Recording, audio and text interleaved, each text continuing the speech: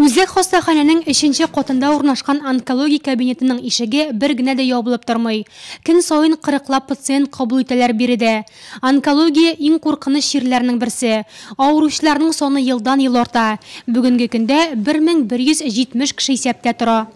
Кеше үзендә яман шиш авыру барлыгын белгәчтен төрлечә хис итә. Кайбер кешеләр елыйлар, кайбер кешеләрдә шок була, кайбер кеше үзенә бикләнә. Менә шул вакытта шәфкать туташына һәм табибка психолог булып та булырга да туры килә. Әгәр пациент көчле булса, без авыруга каршы ишәү булабыз. Авыру үзе, табиб һәм шәфкать туташы. Шул вакытта авыруны җиңелрәк.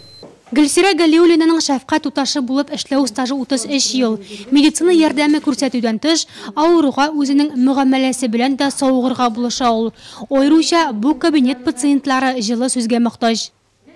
Безнең эштә, аеруча онкологиядә, авыруларны үзенең эшен яратмыйча эшләргә мөмкин түгел. Чөнки күп очракларда 4нче стадия онкология белән дә очрашырга туры килә. Бу вакытта инде авыру белән дә, аларның туганнары белән дә эшләргә туры килә. Хәзерге заманда медицина өлкәсендә яңа казанышлар бик күп, шуңа күрә яман шиш авыруын җиңәргә мөмкин. Шушыны кешегә аңлатып бирергә кирәк. Ә менә бирегә махсус рөхсәттән башка кертмиләр. Бу реанимация. Бүлеккә авыруча авыр хәлдәге кешеләрне салалар. Табибка барлык карарларны яшен тизлегендә кабул итәргә туры килә. Шәфкать туташлары исә аларны шул кадәрле үк тиз башкарырга тиеш. Әгәр дә реанимациягә кергән больныйны үзеңнең әниең кебек, үзеңнең балаң кебек карый алмыйсың икән, анда уже эшләп булмый.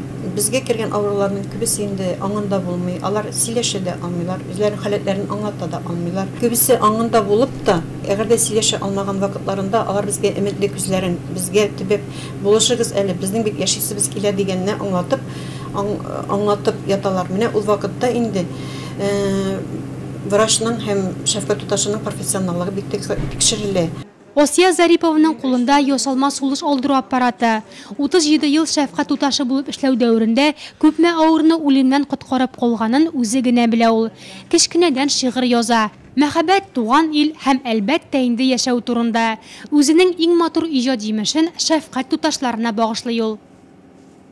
Ак халатлар кигәнсез, йөгерәсез, чабасыз, һәр авыруның хәлен белеп, кайдан кешеләр табасыз. Һөнәрнең дә иң кирәген белеп сайлап алгансыз, күңелегезгә фәрештәләр изгелеген салгансыз. Рәхмәт шәфкать туташлары, Аллаһ сезгә көч бирсен, һәр авыруга бүлеп биргән йөрәк җылыгыз өчен.